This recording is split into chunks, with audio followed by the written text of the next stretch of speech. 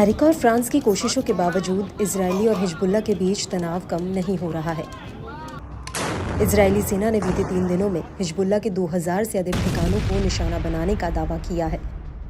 वहीं IDF chief Herzi Halevi ने Lebanon में जमीनी आक्रमण के संकेत दे दिए हैं।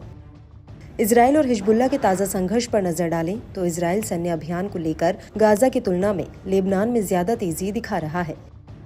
इन सब के बीच इजरायली अखबार येडिओत और हुनोत ने उन संभावित परिणामों पर चर्चा की जिनका सामना इजरायली कब्जे वाली सेना को करना पड़ सकता है। अगर उसने लेबनान पर जमीनी आक्रमण शुरू किया तो इस कदम को हिजबुल्लाह द्वारा निर्धारित मौत का जाल माना जाएगा।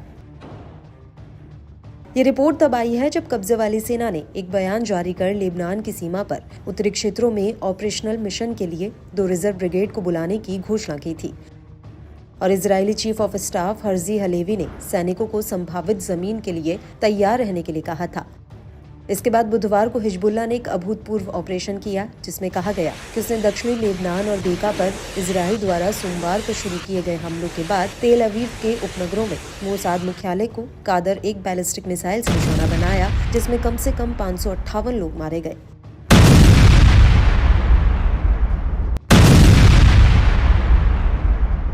वहीं येडिओत के मुताबिक शीर्ष नेतृत्व के बहुमत का मानना है कि इजरायल ने पहले भी 2 बार 1982 और 2006 में लेबनान पर आक्रमण करके एक दुखद और कड़वी गलती की थी और उसे वही गलती नहीं दोहरानी चाहिए।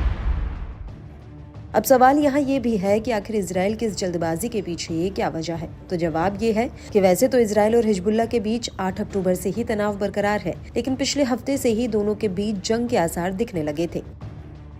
जब लेबनान में 17 और 18 सितंबर को हजारों पेजर्स और वॉकी टॉकी में ब्लास्ट हुए। इन धमाकों में करीब 37 लोगों की मौत हो गई, वहीं 3000 से अधिक लोग घायल हो गए। बताया जाता है कि इनमें मारे गए लोगों और घायलों में हिजबुल्लाह के लड़ाके भी बड़ी संख्या में शामिल हैं। हिजबुल्लाह के सदस्य एक दूसरे से संपर्क करने के लिए पेजर्स और वॉकी टॉकी का इस्तेमाल करते थे, लेकिन इन धमाकों ने उनके संचार तंत्र को बुरी तरह से नष्ट कर दिया है। एक और हजारों लड़ाके घायल हैं, तो वहीं दूसरी ओर संचार के मजबूत साधन भी मौजूद नहीं हैं। इसके अलावा इजरायली सेना हिजबुल्लाह के इंटेलिजेंस हेडक्वार्टर समेत 70 खुफिया ठिकानों को भी निशाना बना चुकी है, जिससे हिजबुल्लाह को जानकारी जुटाने में मुश्किलों का सामना करना पड़ रहा है। ऐसे में माना जा सकता है कि हिजबुल्लाह इस वक्त कमजोर स्थिति में है, लिहाजा इजरायल के लिए हिजबुल्लाह के खिलाफ बड़ा अभियान चलाने और उसे पूरा करने का ये सबसे माकूल वक्त हो सकता है। हालांकि हिजबुल्लाह के बारे में जानकारी रखने वाले विशेषज्ञों ने इजरायल को इसके लिए भी चेताया है, क्योंकि दोनों के बीच हुई 2006 वॉर पर नजर डालें तो ये उसके लिए गलती भी साबित हो सकती है। माना जाता है कि इजरायल ने हर बार हिजबुल्लाह के खिलाफ लेबनान में आक्रमण को लेकर गलत रणनीतिक परिणाम का आकलन किया है।